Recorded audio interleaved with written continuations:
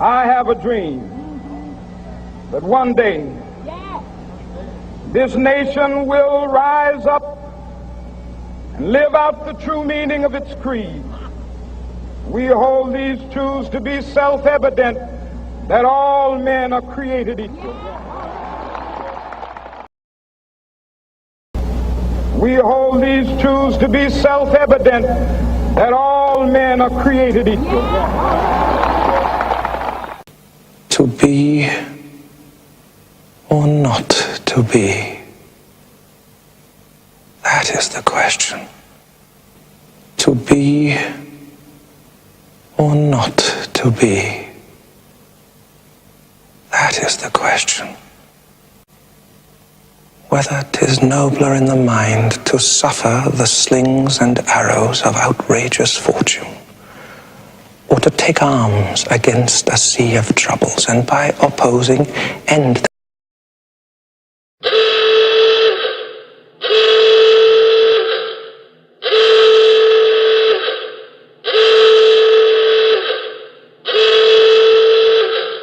Warning.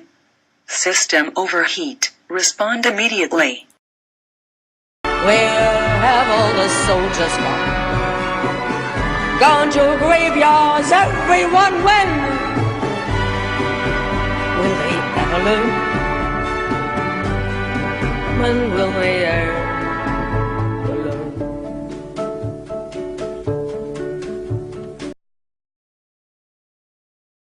He who would valiant be,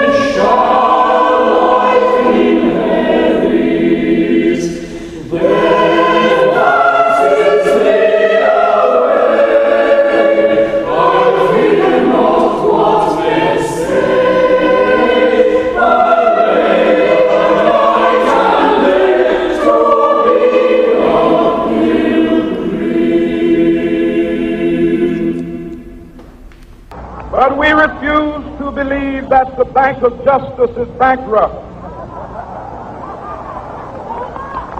We refuse to believe that there are insufficient funds in the great vaults of opportunity of this nation.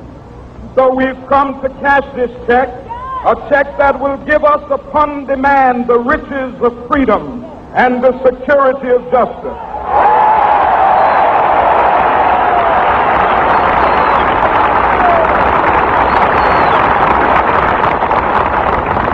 We have also come to this hallowed spot to remind America of the fierce urgency of now. This is no time to engage in the luxury of cooling off or to take the tranquilizing drug of gradualism.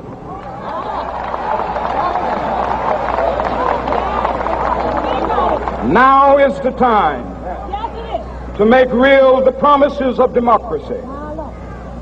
Now is the time to rise from the dark and desolate valley of segregation to the sunlit path of racial justice. Now is the time to lift our nation from the quicksands of racial injustice to the solid rock of brotherhood. Now is the time to make justice a reality for all of God's children. It would be fatal for the nation to overlook the urgency of the moment.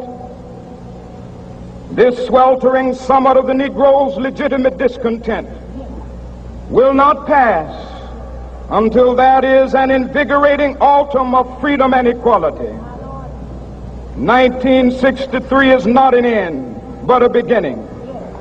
Those who hope that the Negro needed to blow off steam and will now be content will have a rude awakening if the nation returns to business as usual.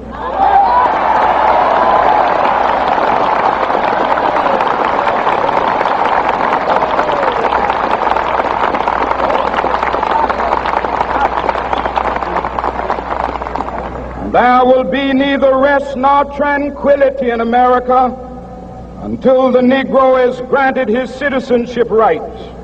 The whirlwinds of revolt will continue to shake the foundations of our nation until the bright day of justice emerges. But that is something that I must say to my people who stand on the warm threshold which leads into the palace of justice. In the process of gaining our rightful place, we must not be guilty of wrongful deeds. Let us not seek to satisfy our thirst for freedom by drinking from the cup of bitterness and hatred.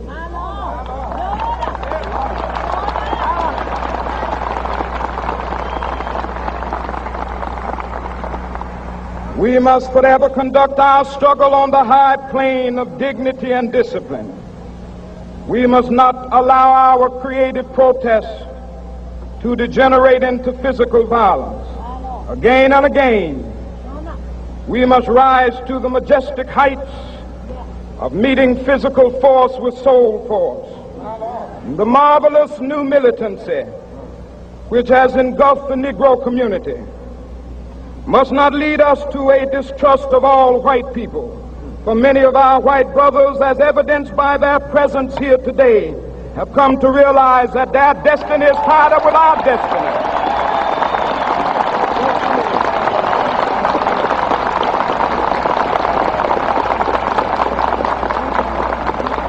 And they have come to realize that their freedom is inextricably bound to our freedom.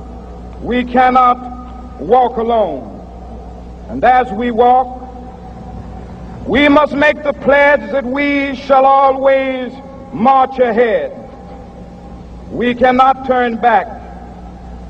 There are those who are asking the devotees of civil rights, when will you be satisfied? We can never be satisfied as long as the Negro is the victim of the unspeakable horrors of police brutality. We can never be satisfied as long as our bodies, heavy with the fatigue of travel, cannot gain lodging in the motels of the highways and the hotels of the cities.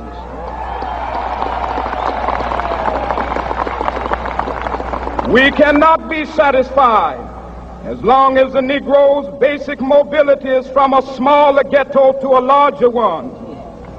We can never be satisfied as long as our children are stripped of their selfhood and robbed of their dignity by signs stating for whites only.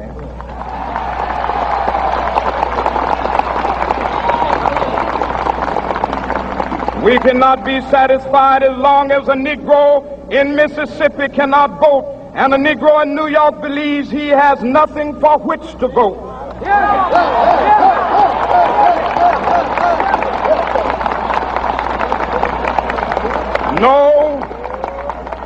No, we are are not satisfied, and we will not be satisfied until justice rolls down like waters and righteousness like a mighty stream.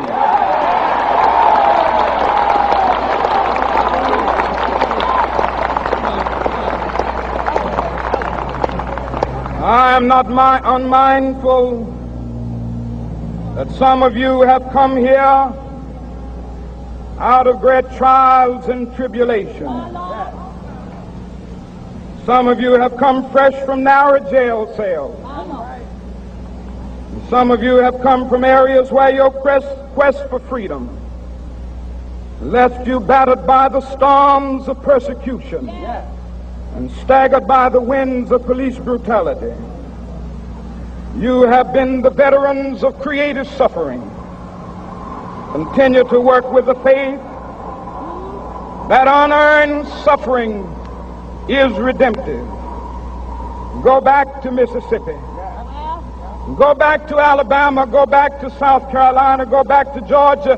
Go back to Louisiana. Go back to the slums and ghettos of our northern cities. Knowing that somehow this situation can and will be changed. Let us not wallow in the valley of despair. I say to you today, my friend,